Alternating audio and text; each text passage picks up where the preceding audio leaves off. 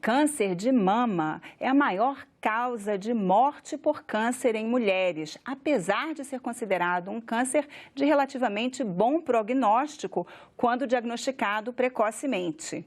A campanha Outubro Rosa é um movimento mundial para conscientizar as mulheres da importância da prevenção e do diagnóstico precoce do câncer de mama. E para conversar sobre a prevenção ao câncer de mama, o Cidadania recebe hoje Taina Perdigão, chefe do Serviço de Mastologia do Hospital das Forças Armadas.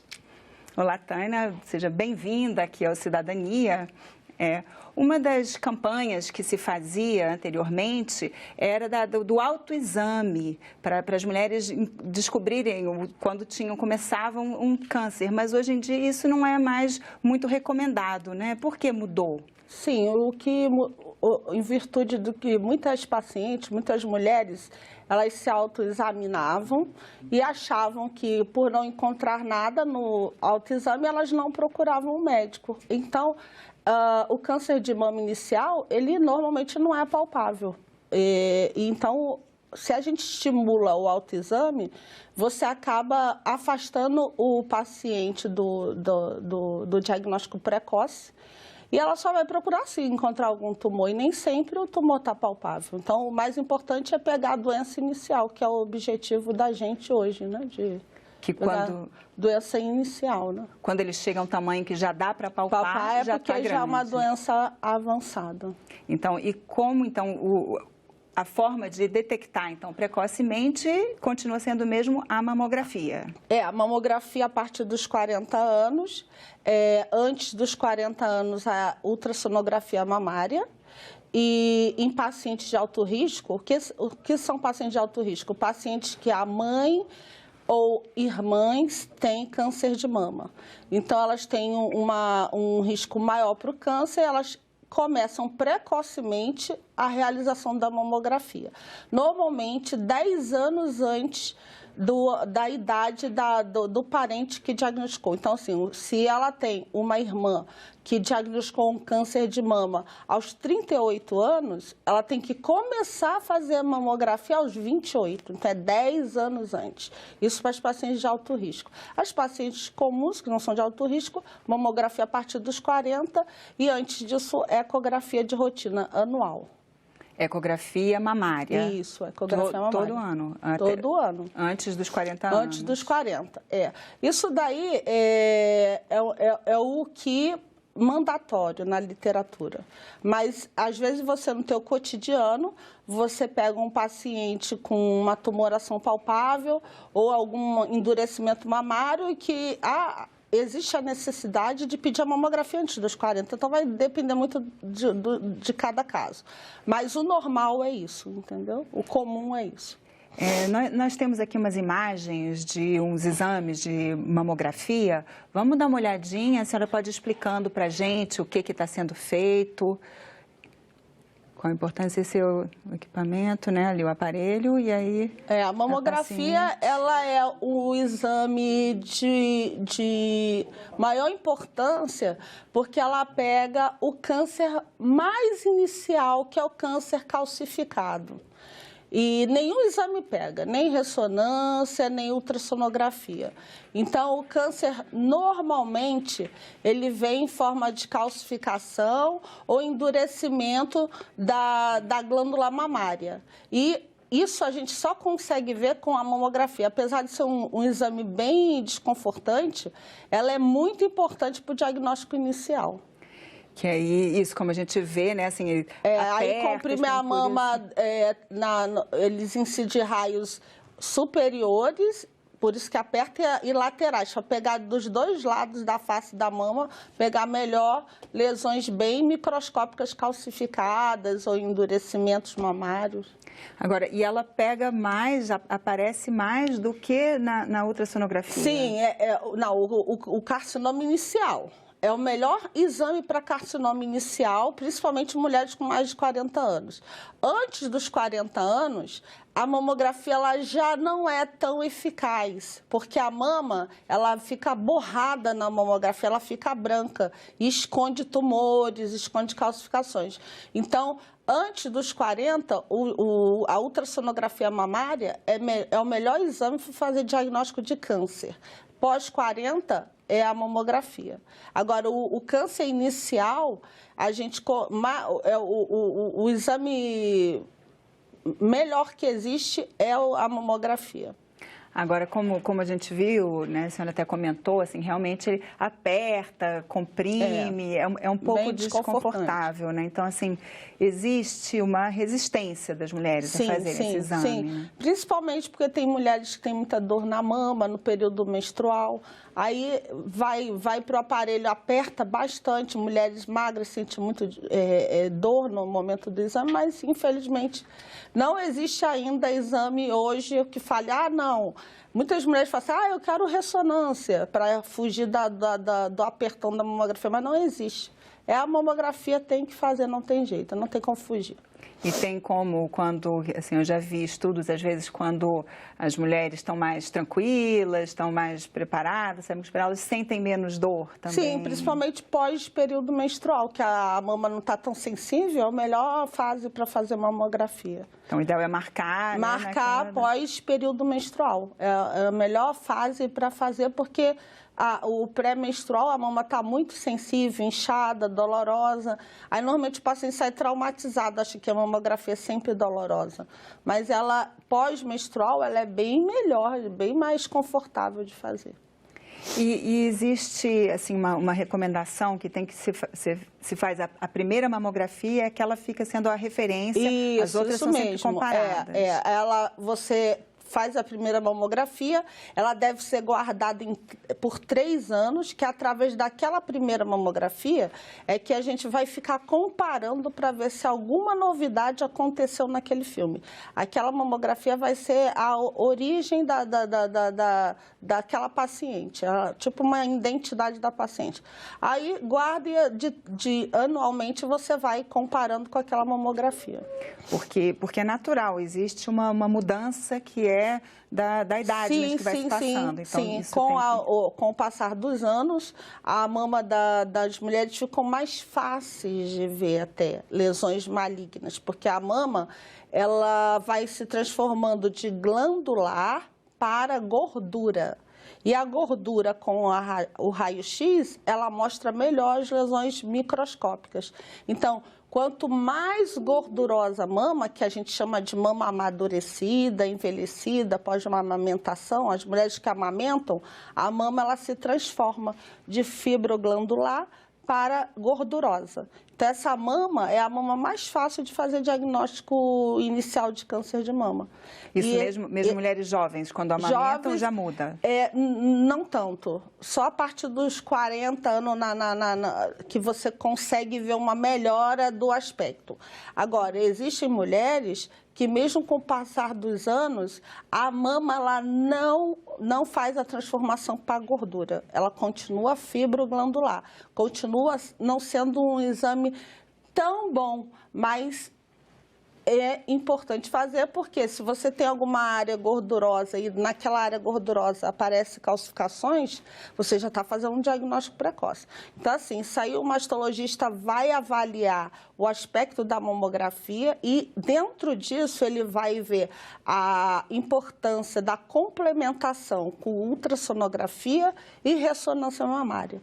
Mas, assim, não existe a situação do paciente chegar, muitos pacientes minhas falam, doutora, eu não posso fazer a ressonância em vez de fazer a mamografia não tem essa. Tem que ser a mamografia, depois, a partir da mamografia, a gente vai ver a importância, a necessidade de fazer a ecografia, a ultrassonografia mamária ou a ressonância nuclear magnética para complementar o diagnóstico. Sempre como um exame a mais, nunca pode ser uma substituição. Sim. E hoje nós temos a mamografia 3D, que é uma mamografia assim, fantástica, muito melhor que a 2D. Nos Estados Unidos, eles só fazem a 3D. E ela ela filtra um pouco essa situação do tecido que ainda não amadureceu, fibroglandular. Essa 3D, ela vê melhor ainda esse tecido fibroglandular. Agora, quando a senhora falou que vai mudando o tecido do fibro glandular para a gordura, que isso muda mais as mulheres que amamentaram. Isso facilita o diagnóstico. Isso é só para facilitar o diagnóstico, não tem nada a ver com a predisposição a desenvolver. Não, só facilitar mesmo o diagnóstico. Agora, mas porque existe também uma estatística que diz que as mulheres que amamentam, elas têm menos chance de desenvolver tumores de mama. Não, isso já caiu por terra. Não tem relação nenhuma, porque se achava que a amamentação, ela protegia do câncer de mama, porque aquele período que o paciente estava amamentando, ela fica sem exposição aos hormônios. Então, eles achavam, está protegido. Então, quanto mais filho, mais protegido está o paciente. Não é bem assim, não. Isso aí já se caiu por terra. Não existe essa proteção, não existe.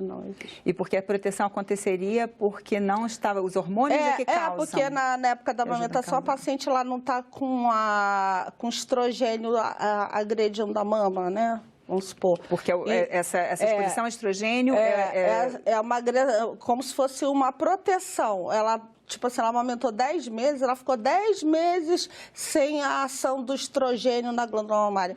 Mas isso daí a gente nem fala mais, porque você já viu que não é a realidade da estatística. Mas porque hoje se acredita, então, que a ação do estrogênio, ela ajuda a causar o tumor? Não, o estrogênio, ele não é o causador. Tanto que tem aquela dúvida da reposição hormonal. Fazer ou não fazer reposição hormonal. O estrogênio, ele não é que cause o câncer. O estrogênio, ele pode ativar uma célula que já esteja ali, que já é um câncer, e ele vai fazer crescer. Mas ele causar um câncer, o estrogênio é o causador? Não. Ele só vai acordar uma célula cancerígena que está adormecida na mama. Então, vamos retomar. A gente viu aqui a mamografia. Quando se encontra alguma coisa suspeita, qual é o passo seguinte? O passo seguinte é a complementação de ultrassonografia para ver se a paciente tem tumores nodulares, porque a mamografia, ela mostra tumores nodulares e tumores calcificados. Aí, se você vê uma lesão suspeita na mamografia, a gente não encerra por ali, já vai e pede biópsia, não. A gente vai investigar tumores nodulares, a gente complementa com ultrassonografia da mama para nos direcionar quanto à biópsia. Então, a gente fez a mamografia, deu uma lesão suspeita, fez ultrassom, não deu nada, a gente vai fazer biópsias guiadas por mamografia. Se a gente acha uma lesão suspeita na mamografia e a ecografia confirma, a gente pode fazer biópsia guiada ou por mamografia ou por ecografia, de acordo com a facilidade da paciente, porque muda muito os valores de biópsia. Mas o exame definitivo é só a biópsia? A certeza vem só com a biópsia? Sim, é a biópsia. Definitivo é a biópsia. E aí, então... Você pode ter uma lesão suspeita na mamografia, no ultrassom e não confirmar com a biópsia. Tem muitas lesões, lesões pré-malignas, lesões que a gente chama de alto risco, que não são câncer. Mas ela vai fazer o diagnóstico de lesão pré-maligna, uma lesão de alto risco, mas ainda não é câncer. Você tira só aquela áreazinha, como se fosse uma limpeza da área e pronto. O paciente não faz quimioterapia, nada disso. E se a biópsia der positiva, é mesmo um câncer? Aí a gente vai para a investigação de todo o resto da mama. Isso eu estou falando é o que manda a literatura, né? Não é o que às vezes acontece no Sistema Único de Saúde. Então, a gente vai investigar através de ressonâncias para ver se tem mais alguma lesão escondida para tratar num todo, porque você achou um câncer, não vou investigar o resto da outra mama, não estou preocupado com a outra mama, porque não apareceu nada na mamografia e ultrassom. Não, a gente sempre pede uma ressonância para dar uma olhada geral, ver se acha mais alguma coisa, para fazer um tratamento único. E não dando nada, aí vai variar da mastectomia, que é a retirada da glândula, isso vai depender muito do tamanho do tumor, relação tamanho de mama, idade. Então, são muitas coisas envolvidas você definir tratamento. E vai para o tratamento cirúrgico ou conservador, que é a retirada parcial da glândula ou a retirada total da glândula, como vários fatores a gente vai ter que levar em consideração. Então, nós temos também umas imagens de uma cirurgia, né, de mastectomia. A gente pode ir vendo também, a senhora vai explicando as etapas, né? Bom, aqui a paciente chegando. Aí, nesse caso, ela já passou por todas essas etapas, já Sim, viu já que, de investigação, que é realmente isso tudo. preciso retirar a mama. Que, então, e tem essas duas possibilidades, né? Pode tirar só o tumor ou a glândula só o quadrante total. ou a glândula totalmente. Só o tumor a gente não tira. Só o tumor a gente tira em doenças benignas. O câncer, ele tem infiltrações em torno dele. Então, não tem como você tirar só o tumor. Você tem que tirar o tumor, mas com toda a área mamária em torno do tumor. Porque você não pode deixar raízes tumorais na mama da paciente. Então, ou você faz um quadrante, que a gente fala quadrante é um segmento da mama, ou você tira toda a mama. Aí, nesse caso, é uma paciente que tinha um tumor avançado e o tumor comprometia todo o mamilo da mama direita e ela fez quimioterapia antes da cirurgia para que tivesse uma melhor facilidade cirúrgica. A gente fala que a quimioterapia, ela faz melhora, como é que eu vou dizer, a tática cirúrgica. Você faz com mais tranquilidade, como se a quimioterapia fizesse uma faxina e você fosse lá... Aquele ali é o tumor. Não, a gente não tira o tumor. Aí é a glândula mamária inteira. A glândula toda. Essa paciente, ela fez a opção de tirar as duas glândulas mamárias. Ela tirou a mama direita, que é onde não tinha câncer, o mamilo, e a mama esquerda não tinha câncer, a mama direita tinha câncer e comprometiu o mamilo. Então, ela perdeu as duas glândulas mamárias, mas a esquerda ela ficou com o mamilo, que a gente chama de mastectomia com preservação total de pele, é como se fosse um esvaziamento da glândula. Então, a gente esvazia e o cirurgião plástico coloca a prótese mamária. E a outra mama, que a doença acometiu o mamilo, ela teve que perder o mamilo e tirou toda a glândula, ficou com a pele, tirou o mamilo e botou a prótese. Que, inclusive, o mamilo é uma das dificuldades na reconstrução, né? Sim, sim, mas hoje em dia a equipe de cirurgia plástica, eles fazem mamilo com a pele da pálpebra, a pele da virilha, fica bem natural. Então, ou tatuagens, né? Tatuagens de mamilo. Sem relevo, é só um desenho. Assim, uma tatuagem de terceira dimensão, onde você tem o mamilo e a areola que é realizada. Fica perfeito, fica muito bem feito. E a reconstrução já é feita no momento da retirada ou ela precisa... Sim, na maior parte das vezes sim. Antigamente, os cirurgiões plásticos não gostavam de fazer em virtude da necessidade, às vezes, de radioterapia, da radioterapia causar algum problema na prótese de silicone. Mas hoje em dia isso também caiu por terra. O que é importante é a mulher já sair com a mama. Dificilmente a mulher sai sem mama. Isso aí é muito raro. Você vê mais... Até os hospitais públicos estão fazendo reconstrução mamária.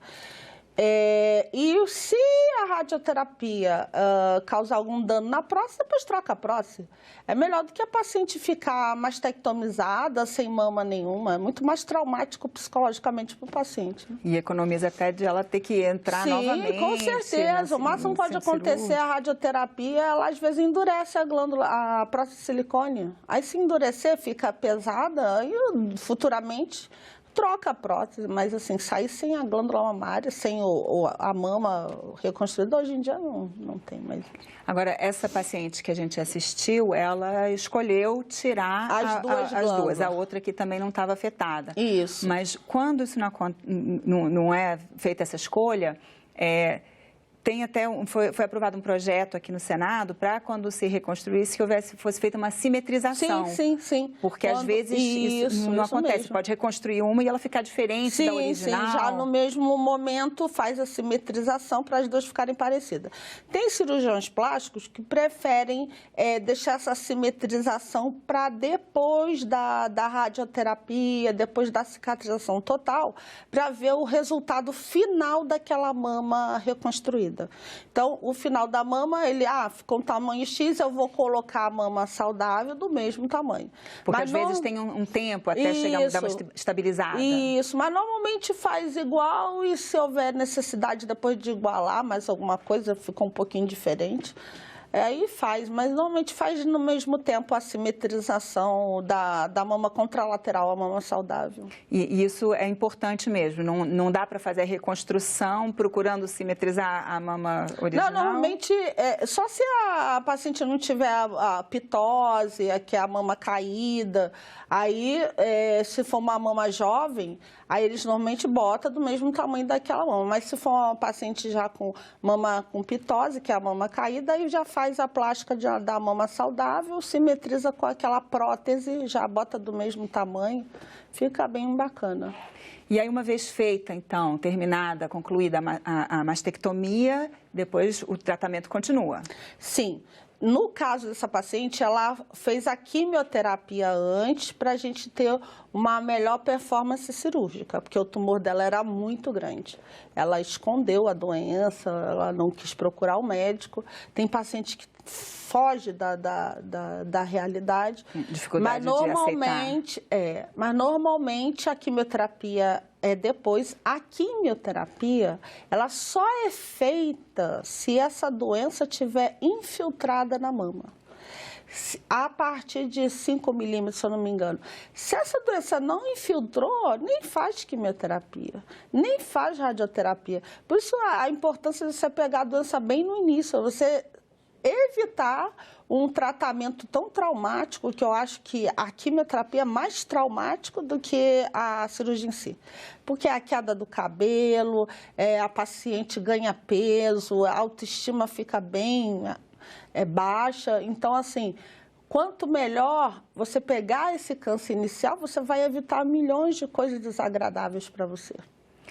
Pegando cedo, bem no assim, início, que é o tumor que não infiltrou. E a chance de sobrevida livre de doença é maravilhosa. É bastante alta. Sim, então, com certeza. Essa taxa que a gente vê, né, que é o câncer que mais mata, mas é justamente porque ele Porque muita gente deixa para depois, ou então é paciente com fuga. Eu tive um caso semana passada, uma paciente com tumor de quase 20 centímetros. Uma paciente falou para ela, escondeu, quer dizer, escondeu não, ela falou, doutora, eu não tive coragem de procurar o médico. Uma paciente com instrução, de boa classe socioeconômica. Ela já tinha sentido, tinha percebido um tumor que já estava muito grande, né? Mas ela falou, eu tive medo de procurar, mas isso acontece muito, né? E nesse caso, então, assim, ela teve medo de procurar um tratamento, mas ela quase que assinou ali já um... Sim. Assim, porque mas tem a chance paciente, de resolver um câncer desse é pequeno. O medo do desconhecido, o medo da quimioterapia, o medo de que a mulher, a preocupação principal das pacientes é interessante, é a perda do cabelo. Então, muita gente foge da realidade, mas mal sabe ela que ela fugindo é que ela vai perder o cabelo. Se ela pegar no início, ela não vai perder o cabelo, ela não vai fazer a quimioterapia. Aí nem precisa, pode até retirar a mama, claro, e não precisa fazer a quimioterapia depois. Nem rádio, nem quimio. Então, o mais importante é realmente... O diagnóstico precoce. O diagnóstico, continuar sempre acompanhando. Isso mesmo. E mesmo um caso desses, que a mulher retirou a mama, não precisou continuar para a quimioterapia, mas ela vai precisar sempre continuar acompanhando? Sim, sempre acompanhando. São controles semestrais por 5 anos. Depois de 5 anos passa para anual. Agora, o risco da recidiva ou de um novo tumor sempre existe. Então, isso vai depender muito da genética do tumor, muito da qualidade de vida do paciente, né? Eu sempre oriento as pacientes à atividade física, que isso já foi provado, que a atividade física ela evita a recidiva tumoral e é um percentual muito alto. A alimentação, tudo isso tem que mudar a qualidade de vida do paciente. Taina, muito obrigada pela sua participação aqui no Cidadania. Obrigada, prazer ter vindo aqui. E eu agradeço também a você que nos assiste. Mande suas críticas e suas sugestões para a gente por WhatsApp no número 99966-1616 ou ligue gratuitamente para 0800 61 2211. Esse programa já está disponível na internet em senado.leg.br/TV, onde você pode rever ou baixar. Obrigada pela atenção e até o próximo Cidadania.